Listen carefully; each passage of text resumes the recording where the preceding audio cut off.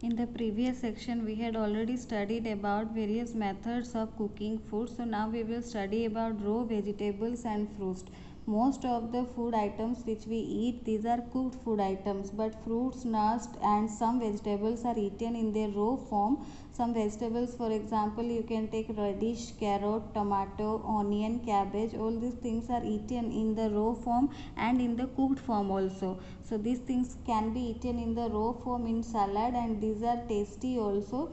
So all these vegetables are eaten in the raw form, and children should eat the raw carrot and cucumbers because they contain many vitamins. Fruits are also eaten in the raw form, and these are the some vegetables like radish, carrot, tomato, onion and cabbage rich in nutrients. These also should be eaten in the raw form. But the raw vegetables need extra care. Raw vegetables and raw food items, they need extra care, because if we will not take care of the raw food items, then their vitamins and minerals will be lost. So first of all, we should wash the fruits and vegetables in clean water before cutting. We should wash them first of all in the clean water, and we should cut them. Then if we will cut them, after we will cut them and then we will wash the fruits or vegetables, then the vitamins will be lost. So wash fruits and vegetables in clean water before peeling the skin. If vegetables are washed after peeling the skin, then the vitamins are lost. So we should take care. We should not cut them and then wash them. First of all, we should wash them in clean water, then we should cut them. Then eat only fresh vegetables and fruits. Some fruits are overripe and rotten, so we should not eat those type of substances. We should eat only fresh vegetables and fresh fruits. Cut fruits and vegetables and eat them immediately. We should, when we are going to eat the fruits or vegetables, we should cut them and we should eat them immediately. Don't keep them after cutting. Don't keep them for a few times, like for 15 minutes or 20 minutes or half an hour, and don't eat them immediately. Cut the fruits and vegetables and eat them. Don't eat overcooked uncovered food. Some hawkers sell cut fruits. We should not eat the uncovered food. When the food is uncovered, some flies are coming and sitting on these food items, so we should not eat the uncovered food. Some hawkers sell the cut fruits. Hawkers means those who are cutting the fruits and selling in the roadside. They are selling the cut fruits. So flies sit on these fruits and deposit harmful germs on them, so we should not eat such type of fruits. So these are the few cares that we should take care while eating the food. These are, so wash the food items in clean water, then wash before peeling or cutting. Eat fresh fruits and vegetables, cut them and eat immediately. Don't keep, after cutting, don't keep the fruits or vegetables for a longer time. You should eat them immediately, and don't eat uncovered food. So these are the few care that we have to take. So food is spoiled mainly by germs like bacteria and molds cause a cotton like appearance on bread. Such bread is not fit to eat. You can see, you will take the bread, you will moisten the bread with water, with water, moisten the bread, and you keep the bread for few days, then you can see a cotton like appearance on the bread. That is because of the bacteria, because of the mold, that is called bread mold, that is caused due to the molds. So that molds cause a cotton like appearance on bread. Such bread is not fit to eat. Milk, eggs and meat are also spoiled by bacteria. After few days, fruits and vegetables too begin to rot. When we are bringing from the market the fruits and vegetables, then after few days they also start to getting rot. So we should never eat that type of stale or spoiled food or rotten fruits and vegetables. So to avoid that, we have to preserve the food. Preserve means we have to provide conditions to the food items in which the bacteria cannot survive or the germs cannot survive. So that is, we will study now the preservation of food. So food items are mainly spoiled or by the action of the bacteria and molds, by the action of the germs.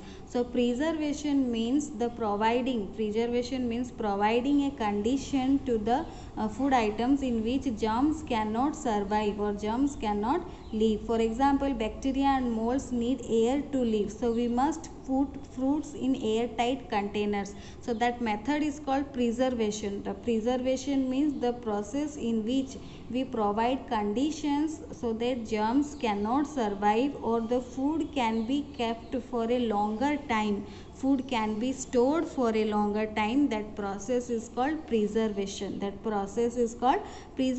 And there are also various methods of preservation of food. These are the methods like keeping the food items in refrigerators, canning, adding preservatives, boiling and drying. So preservation means creating an environment where the germs or the bacteria cannot survive, and these are the medium by which we can create an environment where germs cannot survive. Like first point is our refrigerators. Keeping the food items in refrigerators, we should keep the food items in refrigerators or freeze. Why?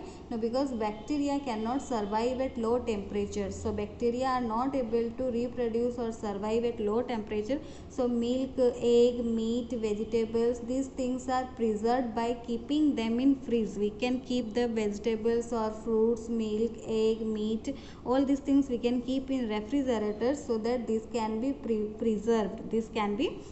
Next method is our canning. Canning means keeping the food items in airtight container. A airtight container means even air is also not able to pass inside the container. So that is called airtight container. And canning, the method canning includes the fruits and fishes are boiled, sterilized and put into airtight tins.